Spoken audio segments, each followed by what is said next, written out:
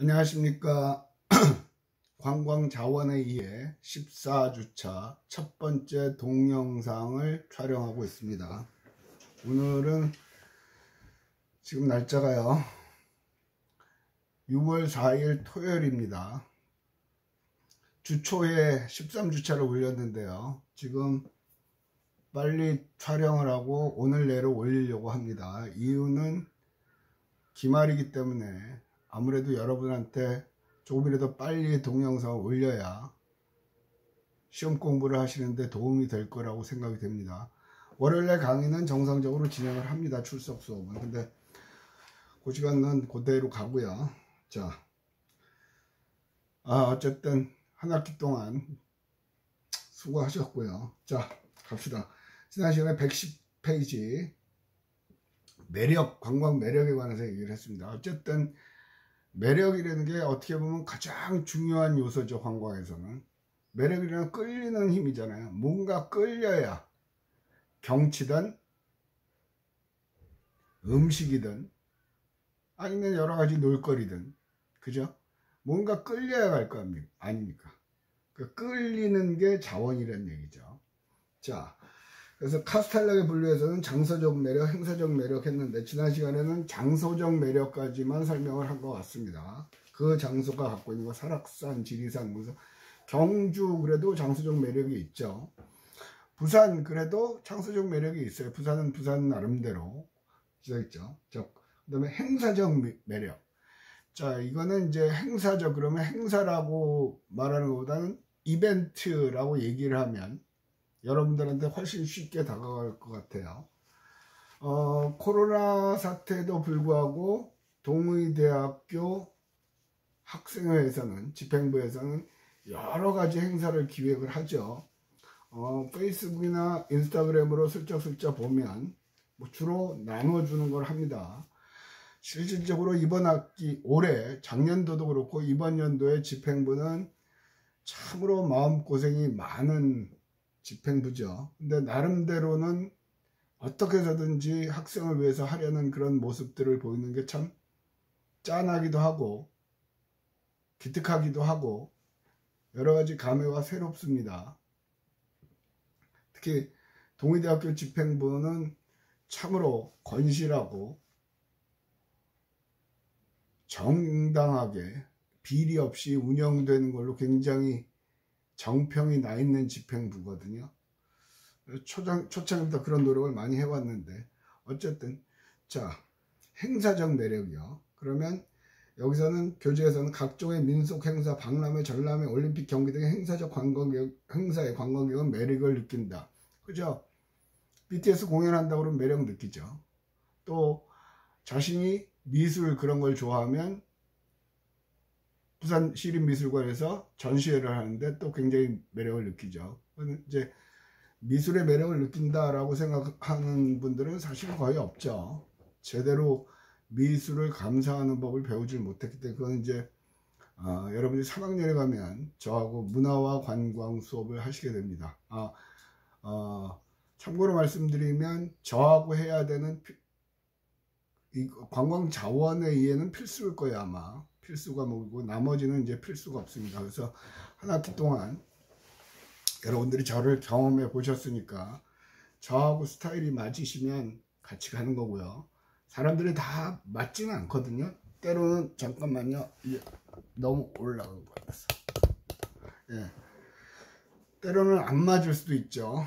안 맞는 사람하고 같이 가는 건 참 힘이 든 일이에요, 살면서. 그러니까 그건 여러분들이 선택을 하시면 되고, 그래서 문화관광이라든가 관광자원 해설 시간에 추가 설명이 가능할 것 같습니다. 그래서 부산에서도 유명한 행사들이 있죠. 동네 합춤 하는 것도 있고요.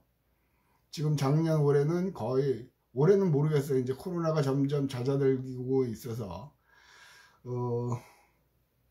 게시판 같은 걸 보면 각 지자체마다 다시금 축제를 준비하고 있죠. 보령, 충청남도 대천해수욕장과 그 보령 일대에서 행해지는 보령 머드 축제예요.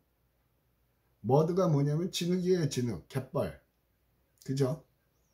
갯벌. 묻으면 씻기 바쁜 그 갯벌이요.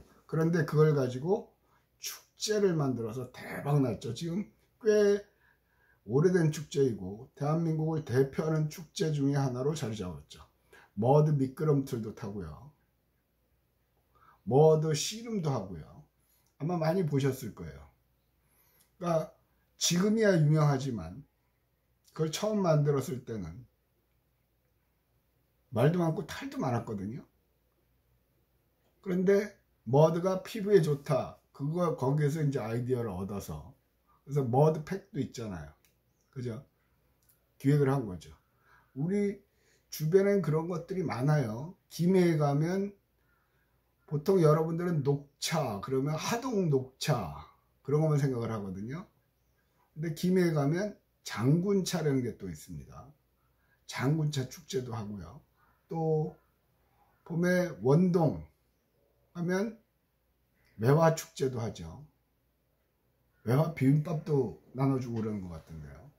그러니까 늘상 얘기하는 거지만 우리 주변에 매력적으로 포장할 것들은 참으로 많습니다. 참으로 많습니다. 그런 것들을 어떻게 많은 사람들을 끌어들일 수 있게 하느냐, 그죠? 여기서 얘기하는 거는 장소 자체도 매력이 있고 행사 자체도 매력이 있죠. 그래서 행사로 하면 여러분들은 경험을 못했지만 대학에 들어오면 꼭 경험해야 되는 게 대학교 축제죠. 작년 올해는 거의 축제가 없죠. 대부분의 축제에서는 연예인을 불러오죠. 제가 알기로 싸이가도 왔었고 꽤 많은 연예인들이 왔었던 것 같아요. 왜 연예인을, 사실 연예인을 부르는데 대부분의 돈이 들어가요. 그래서 찬반 양론이 많죠. 왜 연예인을 쓸데없이 돈을 쓰느냐 그런 건데 저는 그렇게 생각해요. 일단은 사람들을 끌어 모아야 되잖아요. 그죠? 사람들을 끌어 모아야 되잖아요. 그리고 연예인이 온다. 그거는 학교의 축제뿐만 아니라 다른 지방자치단체 축제도 마찬가지입니다. 연예인이 초청 가수로 온다 그러면 바글바글 하죠. 바글바글 하죠. 부산시민공원에서는 각종 일어나는 대학 축제 얘기하다가. 그래서 대학 축제 역시도 그렇죠. 행사죠. 행사적 매력. 또 작게는 행사를 기획하는 것도 능력이에요. 그 행사 기획하는 전문가들도 많죠. 그분 본인이 그런 행사 기획의 아이디어를 내는 걸 좋아한다. 뭐 집행부를 해봤다.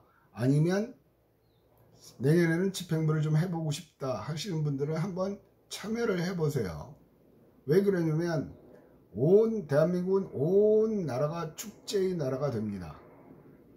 지금 작년 올해만 조용히 하고 있죠. 그럼 그 축제를 지방자치단체의 담당 공무원이 기획을 하는 게 아니죠.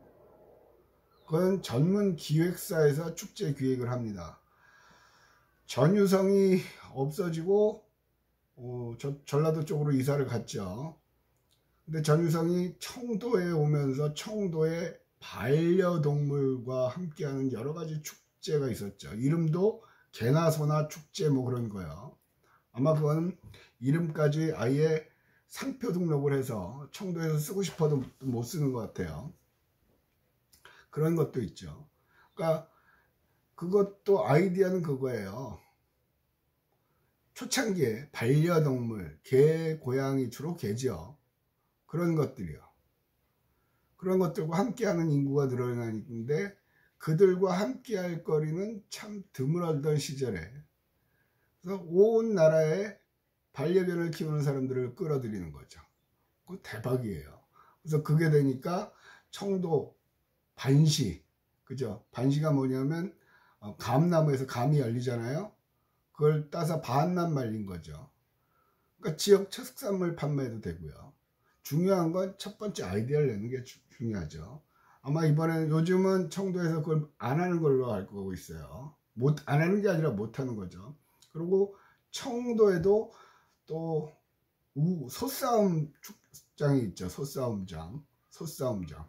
물론 그것도 동물 학대 뭐 어쩌고저쩌고 말이 많기는 해요. 어쨌든 우리화했던 거예요. 옛날에 태국 갔을 때 봤던 거는 경마는 말이 달리는 거잖아요. 이름을 생각이 안 나는데 돼지 달리기 대회 하는 것도 봤어요. 돼지 달리기 대회 바글바글 가죠. 또 해운대 물총 축제라고 해서 장난감 물총 갖고 퍽 쏴대는 거죠. 그것도 결국은 다른 사람의 아이디어를 빌려온 거죠. 원전은 태국의 송크란 축제예요. 그래서 지나가는 사람한테 축복을 내리기 위해서 물을 뿜어주는 거죠.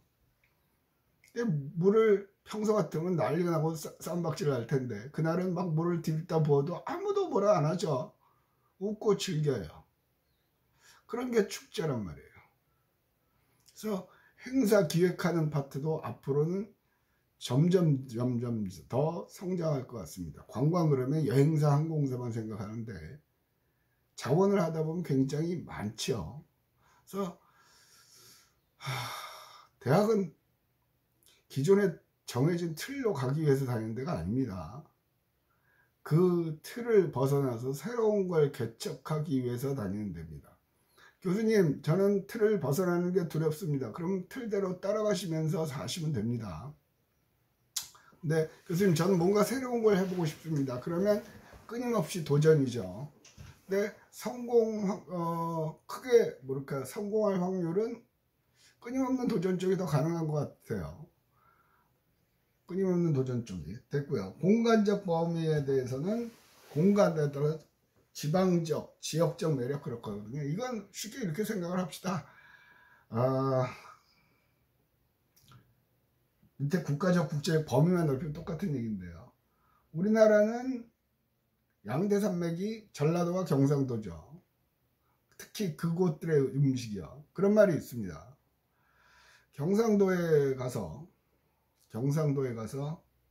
전라도부터 합시다. 전라도에 가서 아무 식당이나, 유명한 식당 말고 아무 식당이나 가서 백반을 먹었는데 맛이 없어. 그러면 진짜 그 사람은 재수없는 사람이래요. 왜? 전라도는 아무데나 들어가도 맛있으니까. 근데 실제로 맛있어요. 전라도 한정식 같은 경우는 한정식당에 가잖아요. 그러면 보통 식당은 상이 있죠. 그리고 앉아서 주문을 하잖아요. 전라도 같은 경우는 방에 들어가면 상이 없어요. 방석만 있어요. 그리고 한정식 2인분이나 3인분이나 주문을 하면 상 통째로 들고 옵니다. 다 못 먹어요. 참 맛있는 데가 많아요. 전라도 여행을 하면서 맛없는 걸 먹어본 기억은 없는 것 같아요. 반면에 경상도, 저도 이제 20년째 경상도 부산에 살고 있습니다. 경상도에서 일반적으로 사람들이 하는 얘기는 어느 식당에 갔는데 그 식당이 진짜 맛있다. 되게 운 좋은 사람이라는 거죠. 전반적인 평가가 그래요. 어쨌든 저는 여기에 와서 제일 처음 먹었던 게 돼지국밥이었거든요. 구포역에서 내려서 KTX 구포역에서 내리라고 그래서 거기서 밥을 먹어야 되겠는데 전부 다 국밥이더라고. 돼지국밥. 저는 그 지역의 독특한 음식을 먹는 걸 참 즐겨 하는 편이에요. 양은 많지는 않지만. 돼지국밥 소리를 듣는 순간 우와, 어떻게 돼지로 국을 끓이냐. 아우, 이건 이제 해도 너무했다. 그래도 전공도 그렇고 취미도 그렇고 먹어봤는데 진짜 맛없어요. 반도 안 먹었던 것 같죠. 근데 지금은 우리 집 식구들의 단골 외식 메뉴 중에 하나가 돼지국밥입니다. 맛있습니다. 역 앞에 있던 데는 진짜 맛없었어요. 처음이라 맛없는 줄 알았는데 나중에 한번 또 가봤는데 역시 맛없어요. 상호는 얘기를 못하겠고 그런 것도 있죠. 또 순대 있죠. 순대를 파시더라고요. 순대를 사는데 그 소금 그걸 안 줘요. 막장을 주시더라고. 이게 뭐야? 근데 지금은 순대 소금 안 찍어 먹어요. 회 먹을 때도 그렇죠. 회를 먹어도 서울에 있을 때는 회는 초장이에요. 그래서 서울 사람들은 초장 맛으로 먹는다고 얘기하거든요. 참 불쌍한 일이죠. 근데 지금은 아니죠. 막장에다 다대기 넣고 마늘도 넣고 해서 쌈 먹고 하죠. 그러니까 그거예요. 교수님 장소적 매력이라고 그러지만 장소 안에 음식도 있고 각종 저기도 있잖아요. 그죠? 그런 것들을 얘기합니다. 자, 어쨌든 여기서 키포인트는 매력이에요. 매력. 얼마나 매력적으로. 그런데 매력이 그렇게 어려운 건 아니거든요. 여러분들이 아침에 학교 올 때 나름대로 세수도 하고 찍어 바르고 이쁘게 하고 오잖아요. 왜? 다른 사람들이 날 쳐다봐 주길 바라니까. 매력적으로 포장을 하는 겁니다. 우리는 기본적으로 매력적으로 포장하는 게 익숙해진 사람들이에요. 그걸 조금 더 확장시키면 되니까. 연습을 하면 안 될 일은 없죠. 그래서 체육대회나 뭐 그런 것부터 연습을 어쨌든. 자, 넘어갑시다. 자연경관의 매력. 자, 이제 관광 매력 하다가 갑자기 툭 자연경관의 매력으로 갑니다. 왜 그렇게 가냐면요. 자연경관의 선호 비중, 그 밑으로 하나, 둘, 셋, 넷째 줄 가면요. 111페이지 하고 있습니다. 우리나라 국민의 64% 정도가 자연경관을 즐기고 있다. 64%가 아니라 거의 8, 90%가 자연경관이죠. 일단 풍광이 좋아야죠. 지난번에 저기 이렇게 위호경관 하면서 그 저수지 생각 안 난다고 그랬죠. 그 주황산이라고 있거든요. 경상북도에 가면 주황산에 가면 주산지 그럼 여러분 한번 인터넷 뒤져 보시면 사진을 볼 수 있을 것 같아요. 주산지에 가면 촬영하시는 분들이 카메라 가지신 분들이 아침에 쫙 낮에도 그렇고 이 삥 둘러진 호수 주위로 나무들이 호수에 투영이 되죠. 그래서 그 안에도 숲이 이루어져 있어요. 참 멋진 장면들이죠. 그 자연경관이라고 해요. 지난 시간에도 일몰, 일출 얘기를 했거든요. 그리고 또 독특한 순간적 경관 얘기를 했죠. 보통 동해안은 일출을 보고요. 서해안은 일몰을 본다고 그러죠. 해돋이, 해넘이 그렇게 하잖아요. 근데 서해안에서 일출과 일몰을 다 볼 수 있는 동네도 있어요. 그건 이름은 안 가르쳐 줄게요. 옛날엔 그걸 시험에 내기도 했었어요. 그러니까 주변에 그런 자연경관에 대해서 일단은 경치가 좋아야 돼요. 물론 이제 항상 그러지만 연령대별로 그런데 연령대라고 해서 젊은 층이라고 해서 자연경관을 선호하지 않는 건 아닙니다. 근데 젊은 층을 매력시키는 건 일단 뭔가 액티브한 거죠. 활동적인 거. 그걸 더 좋아하긴 해요. 그래서 전학년답사나 학년답사 그런 걸 기획을 할 때는 액티브한 장소를 많이 추가를 하려고 애를 쓰죠. 뭐 서울 경기 갈 때는 롯데월드 같은 데 가기도 하고요. 용인은 에버랜드 가기도 하고요. 또 가면 뭐 보트를 타거나 뭐 자전거를 타거나 뭐 그런 거를 하기도 해요. 요즘은 기획을 하다가 아직까지 실행을 못했던 게 행글라이딩이요. 충청도 쪽에 가면 또 행글라이딩도 할 수 있거든요. 행글라이딩. 여러분이 직접 하는 건 아니죠. 우리가 직접 할 수는 없고, 유럽에 가도 마찬가지예요.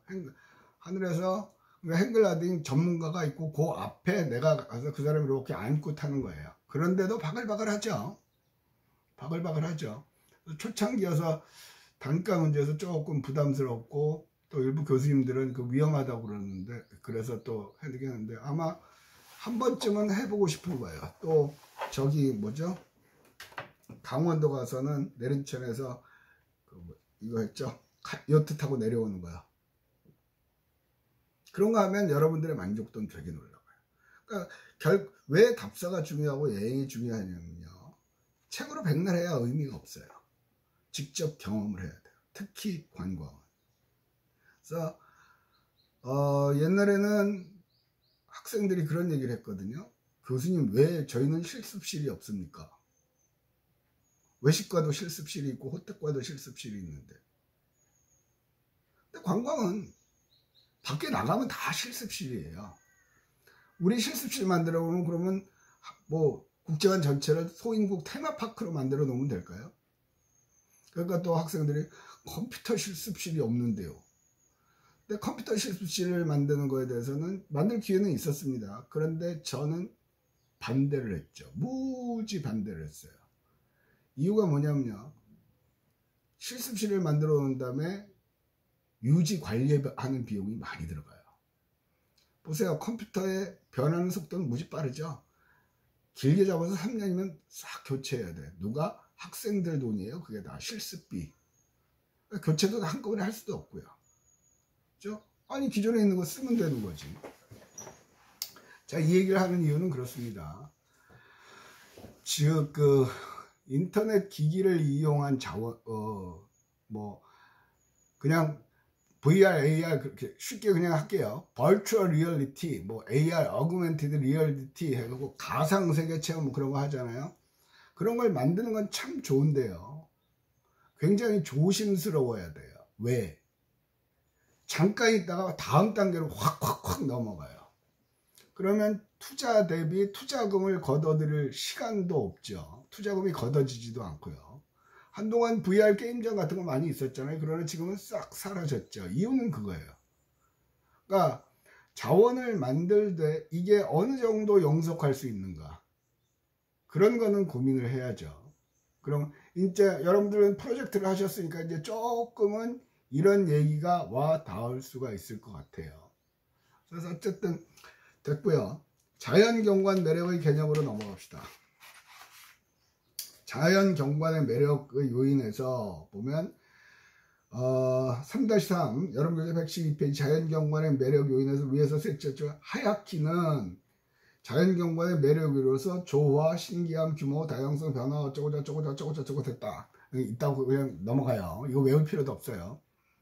그러니까 경관에 관한 용어도 이 일본 사람들이 나오는 이유는 그들이 우리보다 먼저 시작을 했기 때문이에요. 최근 들어서는 한국 분들도 많은데 이 책 자체를 쓰신 박석기 교수님이 좀 연세가 많으신 분이라 최근 걸로 업데이트를 안 하는 거죠. 이런 부분에서는. 자, 기본 요인을 봅시다. 자연경관의 기본 요인과 뒤에 가면 조성면 만들어지는 요인을 만들었는데 기본 요인을 설명합시다. 기본 요인은 첫 번째 원시적 자연미. 원시적 자연미 여러분 이제 113페이지 두 번째 패러그래프에 가면 동양적 자연미는 천지인 삼재 하늘, 땅, 사람. 기본적으로 동양 철학 사상의 기본이죠. 통해 도가 작용하는 성론으로서의 무위 자연 그 자체의 아름다움과 자연조화의 참람한상으로 일어났다. 그래서 그 밑으로 셋째 줄 가면 반면에 동양의 자연미는 사람이 천지와 더불어 작용하는 그 자체를 아름다움으로 보고 있다. 여기서도 자연미란 사람이 천지 즉 자연과 어울려 자연스럽게 되는 그 자체로서 이때는 자연의 질서가 자기의 미의식에 부합되는 것으로 개념할 수 있다. 되게 어렵게 써놨는데요. 그냥 원시적 있는 그대로의 자연이에요. 원시적 자연. 있는 그대로의 자연. 제주도에 가면 곶자왈이 있죠. 습지요. 그러면 거기 가면 또 에코랜드가 있거든요. 제주도의 지형은 독특하죠. 화산 지형이고, 그죠? 그러면서 습지도 있고요. 그래서 곶자왈은 습지예요, 습지. 아무도 저기를 안 한. 그런 데 가보면. 그래서 제주도에 가면 그런 곳들도 한번은 오름 같은 것도 가보세요. 여러분들은 대체로 펜션, 카페, 그런 걸 좋아하는 경향이 있기는 하죠. 어쨌든 있는 그대로의 자연. 그래서 제가 봤을 때는 앞으로는 강원도, 전라도, 관광지로 성장 가능성이 많습니다. 일단 강원도는 수도권에서 멀었죠, 교통편이. 그런데 지금 지난번에 평창 올림픽 하면서 KTX도 됐고요. 또 고속도로 또 뚫는다고 그러고요. 제가 대학 다닐 때는 강릉 가는데 5시간 걸렸거든요. 지금은 1시간 반? 빨리 달리면 2시간이면 가거든요. 그땐 5시간 걸렸어요. 그러니까 쉽게 가지지가 않죠. 근데 그래서 사람들이 많이 안 갔고 개발을 안 했기 때문에 지금은 아직까지 원시적 자연미를 갖춘 곳이 꽤 많습니다. 강원도에 가면 환산굴 그런 것도 있고요. 또 그 옆에 있는 대금굴은 사람이 그냥 입장을 못해요. 모노레일을 타야만 입장을 하죠. 그리고 모노레일에 타고 들어갈 수 있는 건도 철저히 제한을 합니다. 오래 가죠. 그래서 강원도 일대는 동굴, 그래서 동굴 엑스포도 아마 했던 걸로 기억을 하고 있고요. 강원도 얘기는 그만. 그리고 또 한 가지는 우리나라는 조금 시간이 걸릴 것 같습니다만 만에 하나 남북 관계가 좋아지면 끝내주는 자원을 갖고 있습니다. 그게 뭐예요? 비무장지대. 휴전선이 있고 양쪽으로 2km가 4km는 민간인도 군인도 못 가게 돼 있죠, 서로. 그러니까 지난 50여 년간 이제 60년, 70년에 갔거든. 인간의 출입이 제한된 지역은 지구상에서 유일한 곳입니다. 그래서 박근혜 정부 때는 뭐 그걸 뭐 국립공원으로 지정을 하느냐 마냐 그러고 또 띄우기도 했었는데, 만약에 그게 된다 그러면 아마 세계적인 관광 자원이 될 거예요. 그죠? 그 가능성이 있습니다. 그다음 또 전라도 얘기를 했는데요. 잠깐 여기까지만 하고, 그래, 그거 얘기합시다. 강원도 얘기하면서 천혜의 관광 자원이 될 수 있는 곳을 뭐라고 그랬죠? 답도 가르쳐 줄게요. 책이 없으니까. 비무장지대. 비무장지대. 그거 적어서 내시면 됩니다. 자, 첫 번째 동영상 녹화를 마치겠습니다.